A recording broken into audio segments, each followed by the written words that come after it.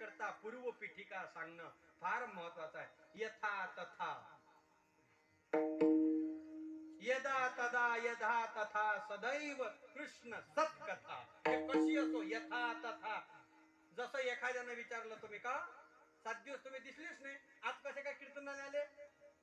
मग आता काय सांगतो, काही नाही 7 दिवस काम होतो, आज वेळ भेटला येऊन बसलो, संपलं काय नाही.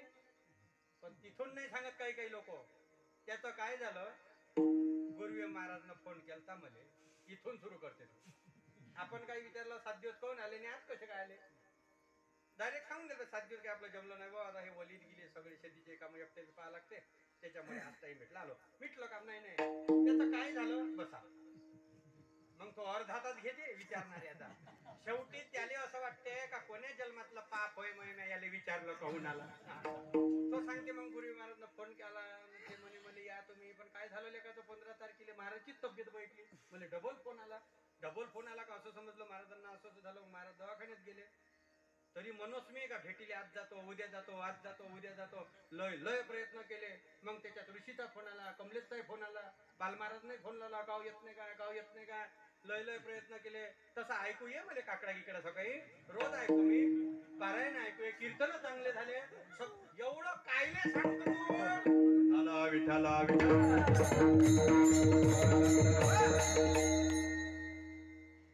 मी पास कसा झालो, एका शॉर्ट मध्ये उत्तर आहे का नाही. मी पास कसा अभ्यास केला म्हणून, पण तो तेवढ्यावर थांबते का काय पटते फुकट होते काय ते घासा लागते. रात्रभर डोळ्यात तेल घालून अभ्यास केला, हे नाही 10 वाजेपर्यंत झोपलो ब्लँकेट घेऊन, एवढं सांगा लागत नाही. पण समोरच्याले पटलं पाहिजे पास कसा झाला. डायरेक्ट अभ्यास केला म्हटलं तर कसा केला हे सांगा लागल ना. हे एवढं जीवनाचा आढावा घेण्याकरता संत महात्म्यांनी डायरेक्ट जीवन सांगितलं. महाराजांनी सांगितलं जसे 12 वाजता घड्याळीचे काटे एकत्र येतात आणि तिथून काट्यांची फिरण्याची सुरुवात, सगळे फिरतात. मी नेहमी हा विषय मांडत असतो. फक्त घड्याळीचं एक वैशिष्ट्य आहे, त्याच्यात प्रामुख्याने 3 काटे असतात, 3ही फिरतात. पण जास्तीत जास्त फिरणारा एकच दिसतो, त्याचं नाव आहे सेकंद काटा. कधी पहा, रात्री पहा, दिवसा पहा, दुपारी पहा, सकाळी पहा, झोपीत पहा, स्वप्नात पहा, वास्तू असलं तरी पहा, मयत झाली तरी पहा, आपला फिरत राहते. असं नाही का तुमच्या घरात मयत झाली तर सेकंद काटा थांबला त्याले काही घेणं नाही, तो फिरत राहते tick tick tick tick tick tick आपला वाजत राहते. बरं असं नाही का तो एकटाच फिरते, बाकीचे फिरते दोघं. मिनिट काटाही फिरते पण तो दिसत नाही, आणि तास काटा तर कधीच नाही दिसत. बरं तुम्ही म्हणा तो फिरत नाही का, फिरते पण तो भाग्यवंताले दिसते, तो भलत्याले दिसत नाही. तो फिरला नाही तर टाइमच कसा दिसत. पण सर्वात जास्त जर झटके कोणाला असेल घड्याळमध्ये तर सेकंड. मग हे दोघं जण त्याले म्हणे मिनिट काटा तास काटा काऊन घेणं, कसं फिरा लागते, कशा येरझरा मारा लागते. आम्ही पाय कसे मस्त हळू फिरतो, आरामशीर फिरतो. सेकंड काटा म्हणे कायले रगरग करता. मी जर ठरवलं बंद पडायचं तर तुमची काय अवकात आहे ते पुढे मी जर फिरतो नाही असं म्हटलं तर तुमची ताकद नाही स्वतंत्र फिराव. कारण जोपर्यंत सेकंड काटा फिरत नाही तोपर्यंत बाकीचे 2 फिरत नाही.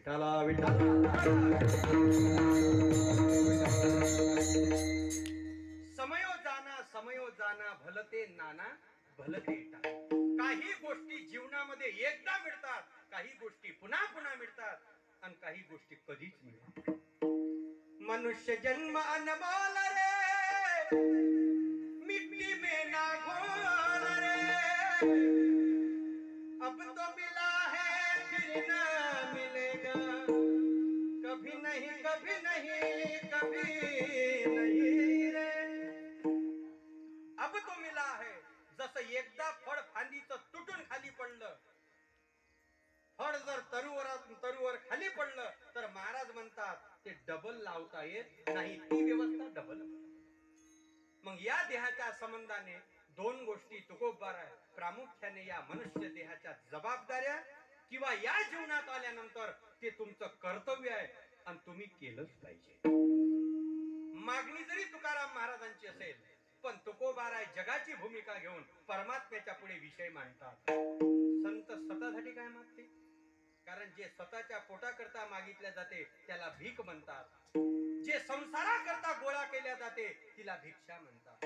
म्हणून सुदामजी ज्या वेळेला गेले तर भीक मागासाठी नाही गेले. सुदामजीने जी परमात्म्याकडे मागितली ती भिक्षा होती. स्वतःच्या करता पोटाची खळगी भरण्याकरता जे प्राप्त करून माणूस धडपड करतो ती भीक आहे. आणि प्रपंच चालवण्याकरता सात्विक मार्गानं इमानदारीनं कुठल्याही प्रकारची बेमानी न करता 2 पैसे कष्टाने कमावतो ते महाराजाची दक्षिणा जरी असली तरी तो धर्म आहे. लक्षात असं नका समजू तुम्ही. तुम्ही म्हणून तुम्ही घेता म्हणून विषय मांडून राहिले का तुम्ही? तसं नाही ते. ह्या विषयावर बोलाच लागत. कारण सर्वात जास्त जर कुचपटपणा लोकांचा चालू असेल तर महाराज लोकांच्या बिदागिरीवर आहे. महाराज किती पैसे घेतात हे पाहण्यापेक्षा मिळालेल्या पैशातून ते काय करतात याचं पहिले चिंतन करत चला.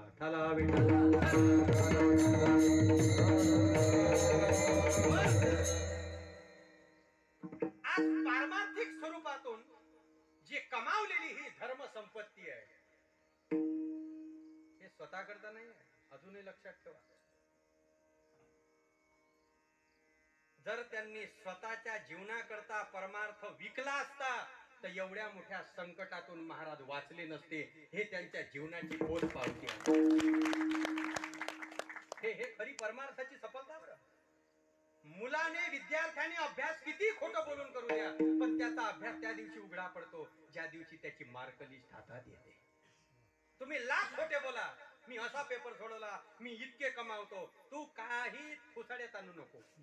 तू मार्क लिस्ट हातात येऊ दे मग माहित पडते तुला किती बोंब पाडला. 4 वर्ष आनंदीला राहिला, मायबापाला हुल्लू बनवून राहिला, असं केलं तसं केलं, आता 1000 लोकांशी बोलतो आणि 170 बोल पाठ केले आणि इकडे आला तर साधा ज्ञानपा तुकाराम वर बोंब नाही पडत. मग मायबाप म्हणून नाही काय बाबू 4 वर्ष इकडे राहिला असता तर वावर पेरणं झाले असते. काय केलं काय तू तिथं जाऊन नुसतं काय काय आता काय. म्हणजे आपण एखाद्या वेळेला एखाद्या चांगल्या क्षेत्रामध्ये वावरतो. आई बाप इथं राहून काय अपेक्षा करतात?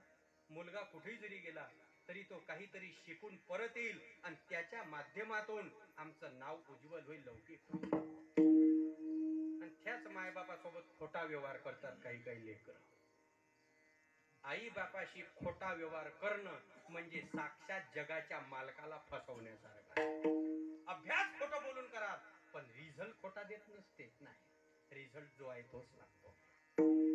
आणि आध्यात्मिक सिद्धांत असा आहे इथं तुमच्या डिग्र्याच नाही. तुम्ही कीर्तनामध्ये PhD केली का काय केलं हे नका सांगू. माणूस जाणे जे बोले, झाड जाणे जे फुले. एखादा मुलगा बोल कमी पाठ करतो पण त्याच्या हातात इतका गोडवा असतो, नुसती लग्गी जरी वाजवली तर दुसऱ्याचं अंतकरणाचा ठाव घेऊन घेते. तो शिक्षण महत्वाचं नाही. तुम्ही म्हणाल मग शिकावणे काय? माहितीसाठी शिकणं जरूर आहे पण भारतीय संगीत परंपरा ही नुसत्या कागदपत्राला मान देत नाही तर ती प्रॅक्टिसला फार महत्व देते.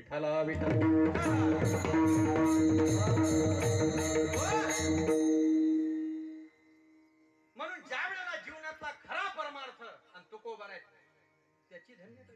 अंतकाळी ज्याच्या नाम आले मुका आणि तुका म्हणे सुखा पार. आणि का परमार्थ आडवा येणार नाही? भगवान परमात्म्याची भांडण असते खऱ्या भक्ताचं, एक लक्षात. तेव्हा भक्ती जर तुझी करून राहिलो तर भीक मागण्यासाठी का दुसऱ्याच्या दरवाज्यात जाऊ का आम्ही?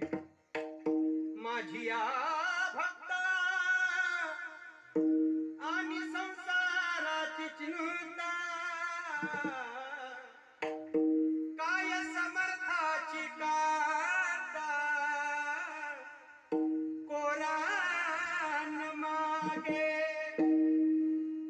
जसं नाथ बाबा म्हणतात दुर्बळाची कन्या समर्थाची